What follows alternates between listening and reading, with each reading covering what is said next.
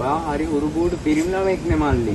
අම්මා මාව බඳවන්න හරි කලබලේ. ගොඩක් අය කියන්නේ මං හරි කියුට් කියලා අයියේ.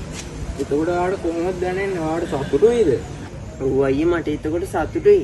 ඒත් එයාලා බොරුවට කියනවද දන්නේ නැහැ. එතකොට මේ මල්ලිට කෙල්ලෙක් එහෙම ඉන්නවද? ඇත්තටම අයියේ මට කෙල්ලෙක් නැහැ. ඒකත් එහෙමද? එතකොට මල්ලි කෙල්ලෙක් සෙට් කරගද්දී මොන වගේ සාධකද බලන්න?